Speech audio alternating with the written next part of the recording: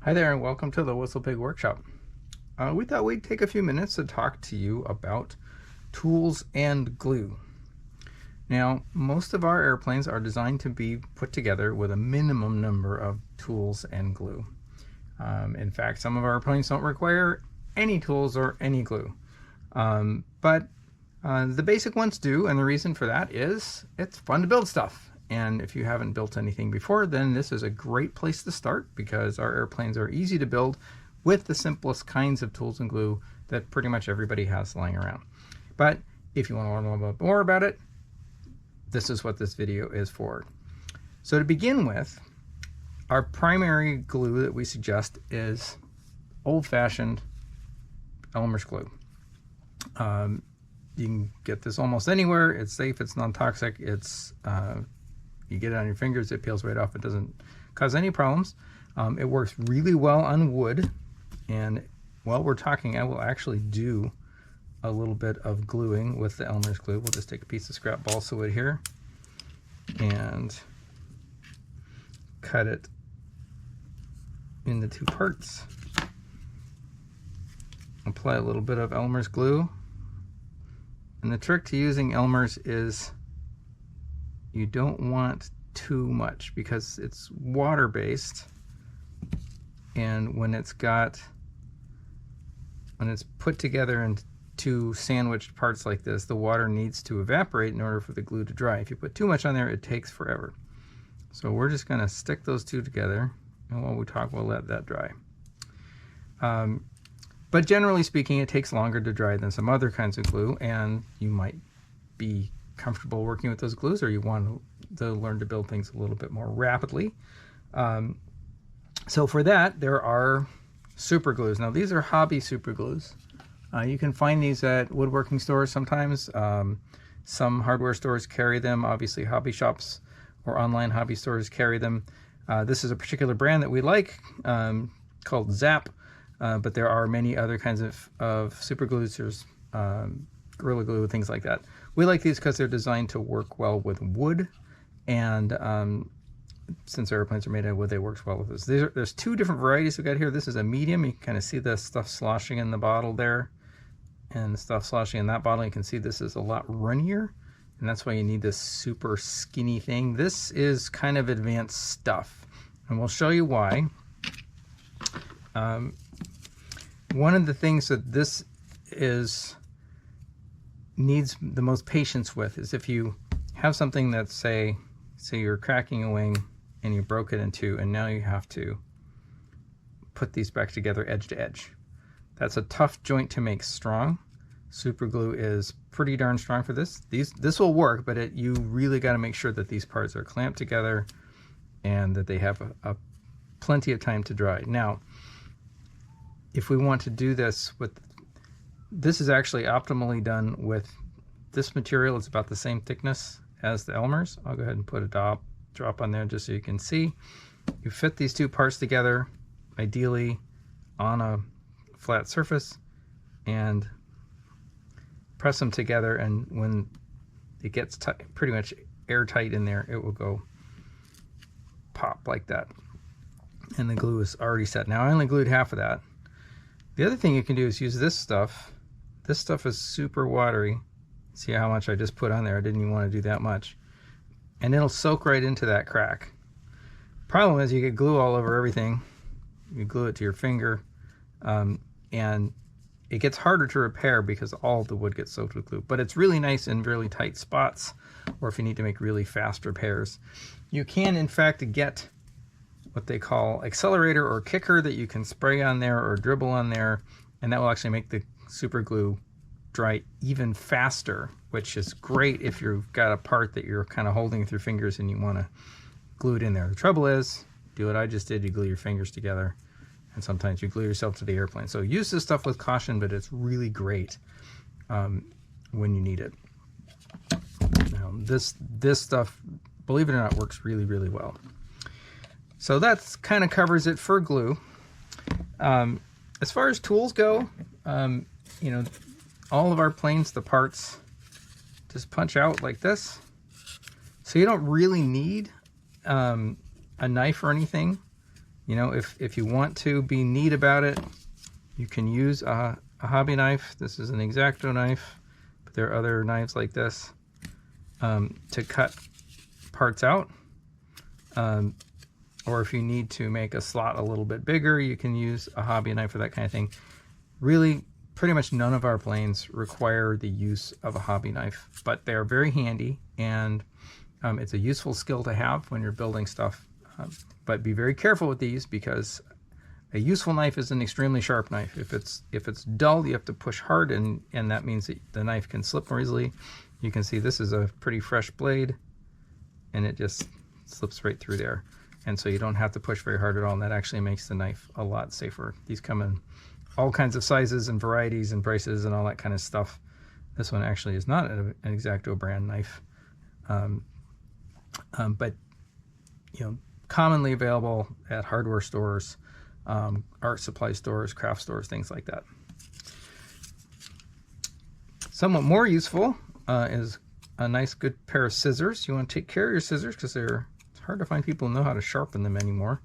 This is useful if you're trimming tape for some of our planes that have folding wings and use the tape for hinges, or if you're using the tape to hold parts together while they're drying. If we'd done this with the Elmer screw, for example, we might have used some clear tape to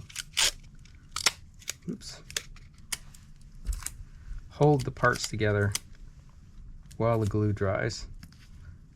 The reason we would use clear tape is the glue doesn't stick to it as well, and you can peel it back off when you're done. But you might want to trim that. A pair of scissors is always a very useful thing, and of course, easy to come by. Speaking of tape, masking tape is also useful for holding parts while the glue dries, and also for some of our planes, like I said, that use a hinge like that. And kind of going backwards here, but really important is wax paper. Wax paper is an absolute essential. Protects your work surface. If you get glue on it, you throw the wax paper away when you're done, and you don't mess anything up. The work surface itself, it's nice if it's something you can cut against if you need to. We have these mats. These are hobby mats. They also make them for sewing.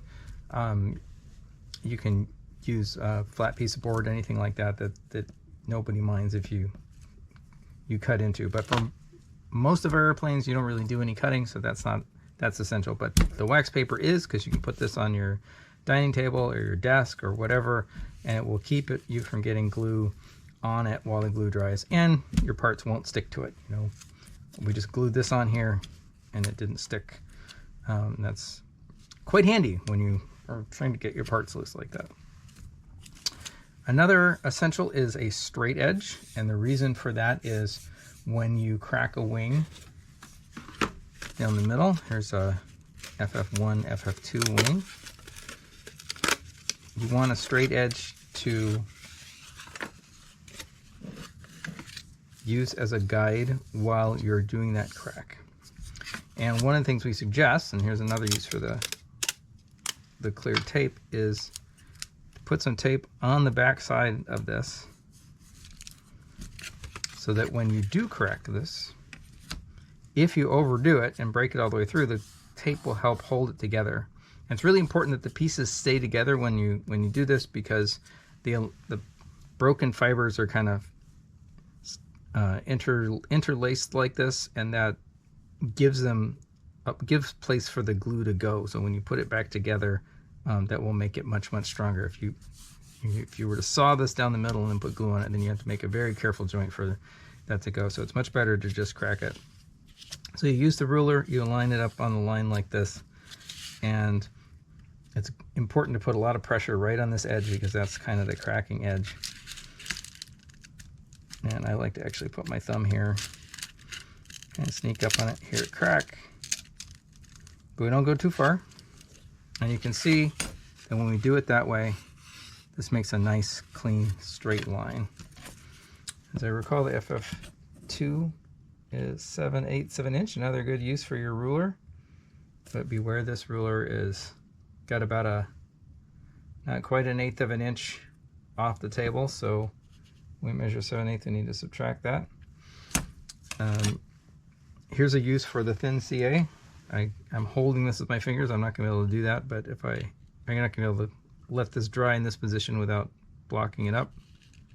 But if I put the thin CA on it, you can see that it just soaks right in there, using way too much. And almost immediately,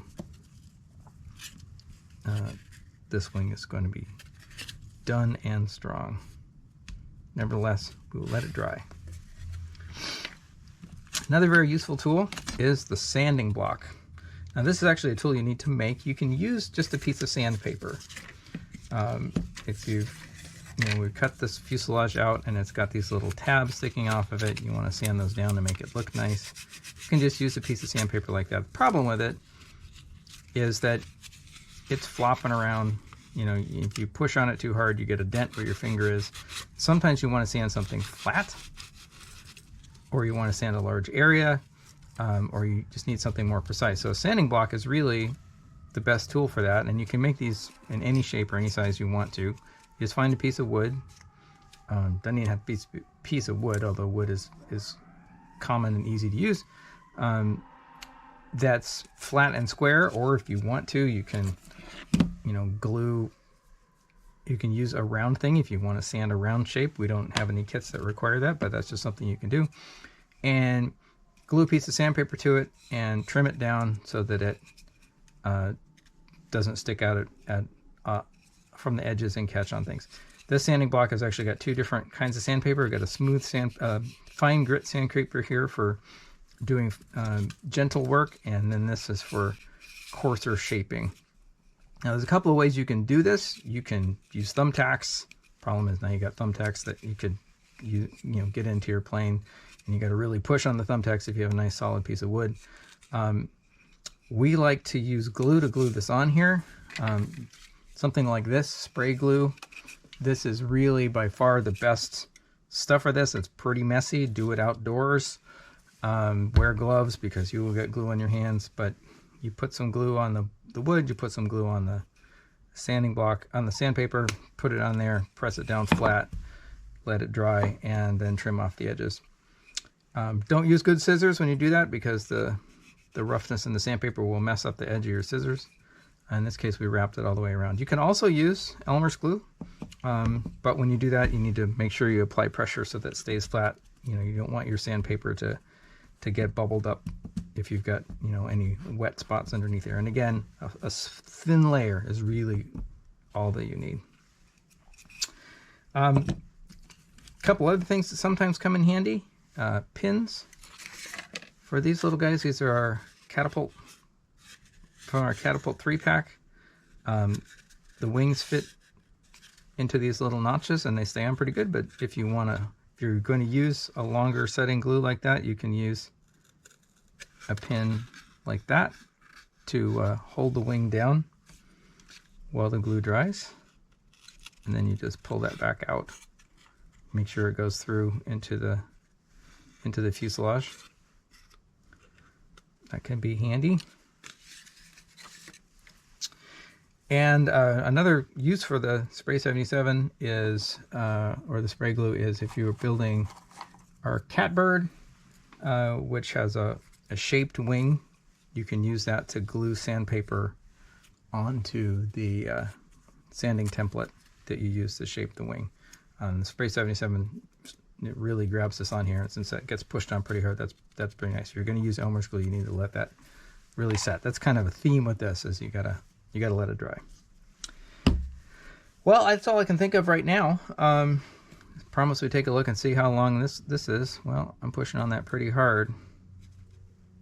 So that piece of Elmer's glue, that's good and strong right there. So don't underestimate this stuff. You can go a long ways with this. But if you want some faster stuff, and this stuff is really great for repairs in the field, it's great to learn how to use this. Just be careful because you will glue your fingers together. And of course all the other tools that are handy for building models. Thanks for joining us. We hope that you've learned something. We hope that you had a little bit of fun, and we'll hope to see you again soon. Take care. Bye-bye.